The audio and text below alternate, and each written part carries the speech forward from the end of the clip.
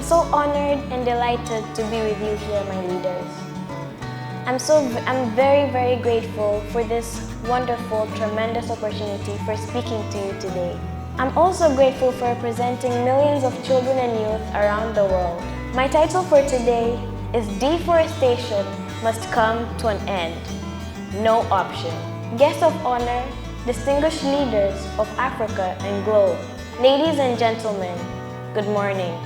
My name is Sharon Ringo, Trade and Tourism Ambassador for the East African Community and Global Climate Activist. Today I stand before you not just as a climate activist, but as a young 13-year-old with a bleeding heart, representing the hopes of millions, if not billions, of children and youth dreaming of a future where our planet thrives. The promise for our future is depleting if something serious is not done now. Deforestation is everywhere.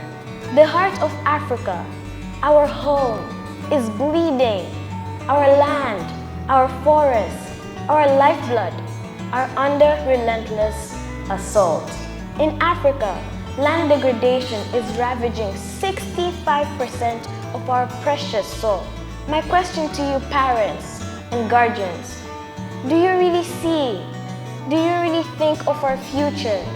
Do you really care? My heart tells me we must fix this now. Our parents and guardians, we're crying before you. Hear our voices. If we continue on this path, more than half of our cultivated land will become barren by 2050. We don't want to believe if this is an inheritance you promised to us. Take a moment and think. Imagine a world where the lush green forests of Africa are nothing but a distant memory. Imagine in Africa, we're losing 4.4 million hectares of forests annually. I don't want to believe if this is a promise of our inheritance. West Africa's moist forests are almost gone, with only 22.8% left.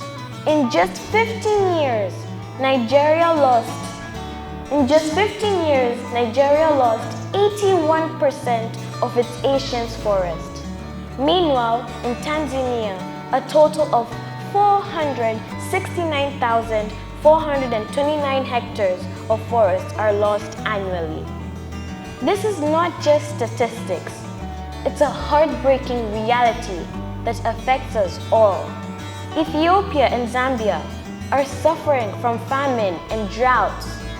This is a grim reminder of our looming and dangerous future. Unsustainable agriculture expansion is the main culprit, responsible for 75% of deforestation in Africa.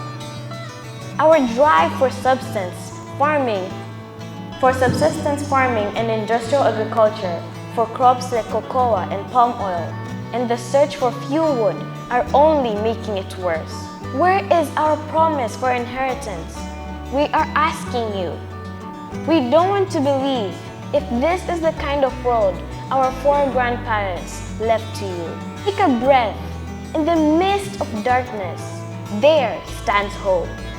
The African Forest Landscape Restoration AFR100 Initiative is a beacon of light, aiming to restore 100 million hectares of degraded land across Africa by 2030. This is not just an initiative, it's a lifeline for a continent which each one, including children and youth, must be involved. Many other initiatives, pledges, and programs do exist.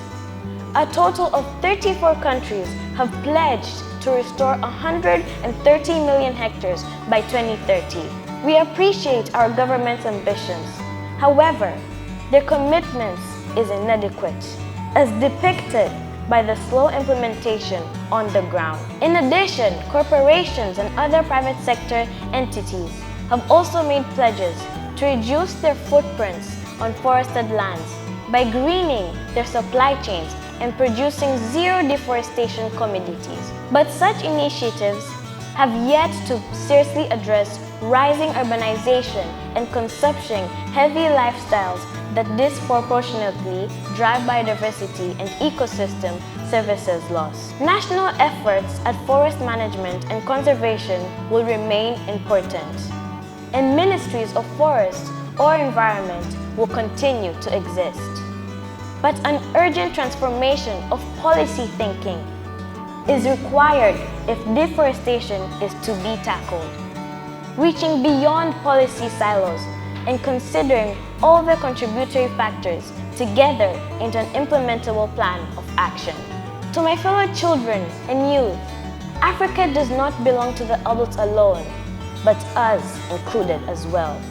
Therefore, it's a call for each one of us to act and act now. There's no tomorrow. We are already in a state of emergency. I repeat, we are already in a state of emergency. We all need to act and do it diligently and intelligently. I'm not just speaking to you about change. I'm the agent for change. I've been involved in tree growing. Over 53,000 trees have been planted through my foundation, Sharon Foundation, which has a goal to plant 10 million trees in the next 5 years and 1 billion trees before I check out to heaven.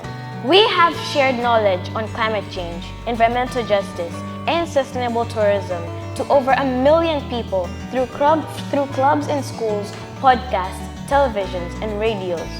But this is not enough. We need each and every one to join this movement. Our planet needs you. We must go back and do something in our homes, schools, religious institutions, private and government areas. We must be the change we desire. Go and support responsible companies. Reduce your paper consumption.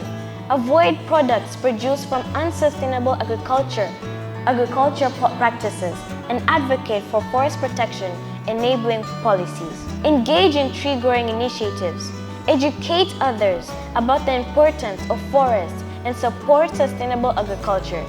These are not just actions, they are acts of love for our planet.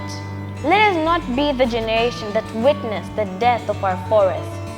Let us be the generation that fought back, that restored our land, that gave hope to our future. Together, we can ensure a future that is sustainable for Africa and the world.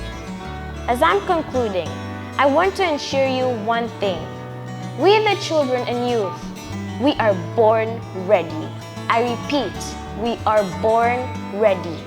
Let's take this journey together and be a part of the global commitments through the UN Decade on Ecosystem Restoration, the Paris Agreement, and Sustainable Development Goals to deliver our AFR100 pledges. In the end, we are all the beneficiaries for our land, for our future, for all the children and youth who dream of a green, better and thriving planet. Let's act now. Green and Great Future is a promissory note given by intelligent and diligent actions, not merely research papers and words spoken on the stages and political arenas. We must remember and be mindful that change demands actions and not otherwise, and that ecosystem restoration is an ecological process. We must act now to restore forest landscapes for a healthy planet and wealthier communities. God bless Tanzania, God bless East Africa, and God bless the whole entire world. Thank